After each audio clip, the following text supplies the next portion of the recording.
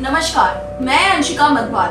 आप देख रहे हैं खोज इनारत। इंसाफ के इंतजार में टूटी एक जिंदगी, धर्म नहीं इंसानियत हार रही थी और इसी आग में झुलस गई एक 18 साल की लड़की, जिसका कसूर सिर्फ इतना था कि वे गलत वक्त पर गलत जगह पर थी।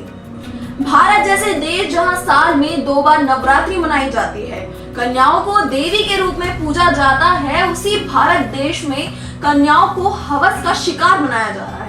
ये समाज का एक दोगलापन दर्शाता है।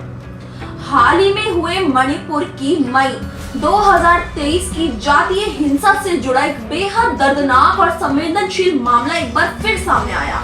कुकी जो समुदाय की 20 साल की एक युवती, जिसने उस हिंसा के दौरान अपने अपहरण और सामूहिक दुष्कर्म का आरोप लगाया था, गुवाहाटी के एक अस्पताल में इलाज के दौरान उसका निधन हो गया। युवती पिछले 2.5 साल से गंभीर शारीरिक चोटों और गहरे मानसिक आहत से जुड़ रही थी। ये घटना 15 मई 2023 की है।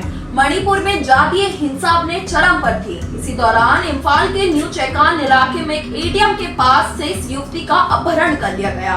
आरोप है उसे एक सशस्त्र समूह के हवाले कर दिया गया था, जहां 3 लोगों ने उसके साथ सामूहिक दुष्कर्म किया।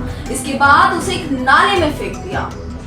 गंभीर हालत में एक ऑटो चालक ने युवती को देखा और इलाज के लिए अस्पताल पहुंचाया।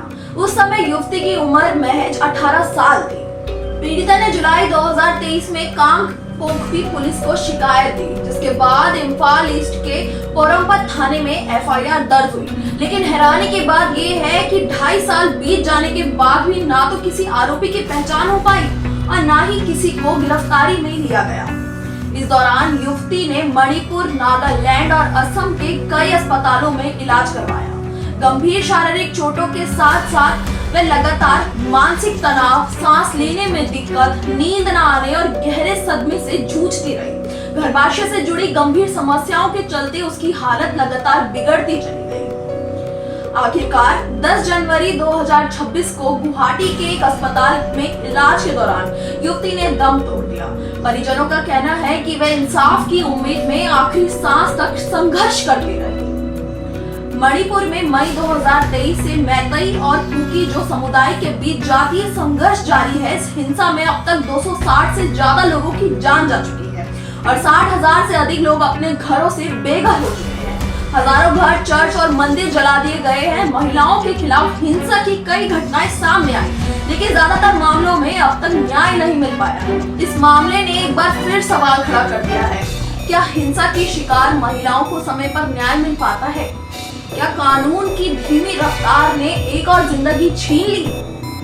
मणिपुर में फिलहाल राष्ट्रपति शासन लागू है, लेकिन कुकी जो युवती की मौत ने यह साफ कर दिया है कि सिर्फ शासन बदलने से ही नहीं, बल्कि तेज और निष्पक्ष न्याय से ही भरोसा लौट सकता है। ये कहानी सिर्फ एक लड़की की नहीं है, ये कहानी है उन सभी आवाजों की जो इंसाफ मांगते मांगते खामोश कर दी गई। एक बेटी चली गई, लेकिन सवाल अब भी जिंदा है।